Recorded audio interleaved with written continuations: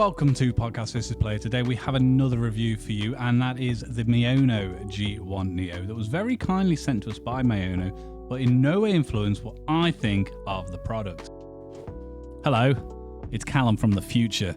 This review should have gone out months ago, but we had a lot of issues, not with the product. I had issues with my PC, and then we've been decorating and other such things that's been going on, so it's been very, very delayed. But here it is. This is the review. More and more people are creating content, and because of the rise in creators over the last few years, it's meant even more great pieces of tech are coming to market to meet the demand.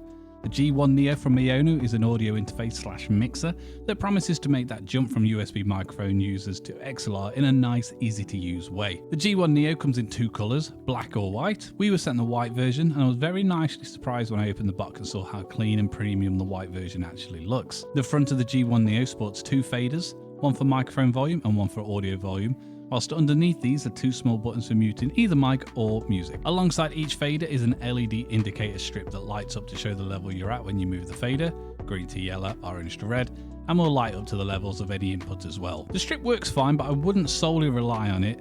If you're using something like OBS, keep an eye on the clipping in there to monitor your levels and adjust where needed. Above the faders are two additional buttons, a 48-volt phantom power on-off button for microphones that need it, and a Bluetooth on-off for connecting external sound inputs wirelessly. Slightly up and to the right, you'll find three control knobs: microphone gain, reverb, and headphone volume. The last one seems an odd addition as it performs the same job as the fader, and as far as I could work out, there's no way to differentiate the two in order to control, say, Discord chat with one and game audio with the other. Whilst the body is plastic, it doesn't feel inherently cheap. There's a decent amount of heft to the 1.21 pound device considering its small size, and the faders and control knobs feel really nice to use. Underneath there are 5 label buttons and 4 blank custom buttons.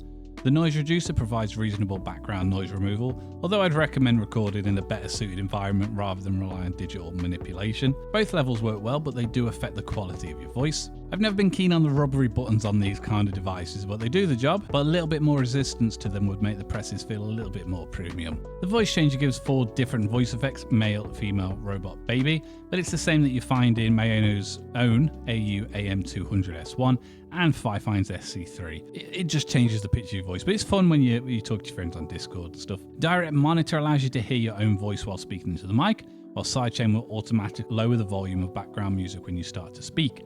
This isn't a feature I would typically use as we put music in post, but if you're streaming on Twitch, this is a very useful little addition. RGB lights up the ring that goes around the G1 Neo as well as the buttons. I'm not a huge fan of RGB, but I like the violet colour that I picked as it makes the white pop.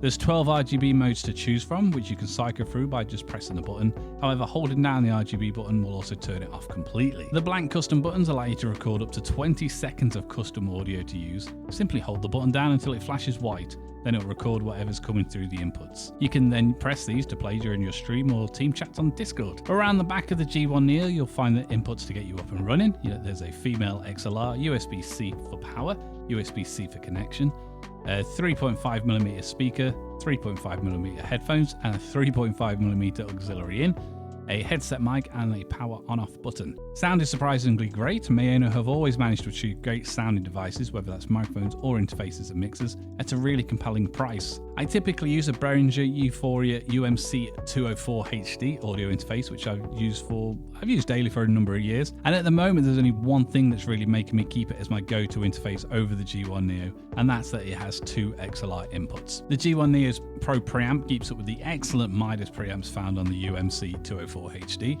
and whilst the all-metal body of the 204 HD keeps it feeling more premium, the G1 Neo does look more flashy than the black slab from Behringer. Maybe a future G2 Neo will feature 2 XLR inputs to further push the interface towards the podcast market. I still don't understand the reasons companies like Maono and Fifine aggressively market products as gamer when they function across the board, but hey, maybe that's just me. Overall, the G1 Neo is a fantastic audio interface / mixer. It looks great, it feels more premium than it actually is, and it works well with very minimal setup needed.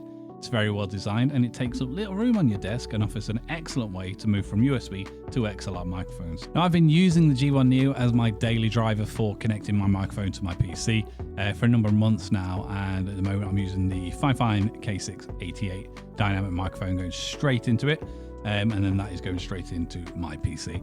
And as I mentioned, the only thing that's stopping me using this as my full-time interface So as mentioned, the 204 HD from Behringer does have 2 XLR inputs, so that's going to have a permanent stay on the desk for the time being. But Maono, if you do make another a G1 and maybe like a G2 Neo, consider putting 2 XLR inputs on there.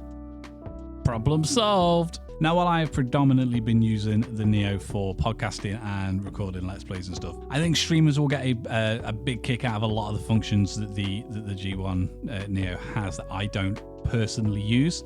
So like the music coming through on a Twitch stream and stuff, everything's set up nice and easy. It's really easy to set up with your PC. I haven't connected it to a Mac, so I couldn't possibly say, but I assume the setup will be as easy. But it's just an absolutely fantastic little interface. If you want to see more, you can go to podcastassistedplayer.com. It's all going along the bottom of the screen, and you can check out all the other reviews we've got, as well as podcasts and Let's Plays and other things, and we'll see you on the next one. Goodbye!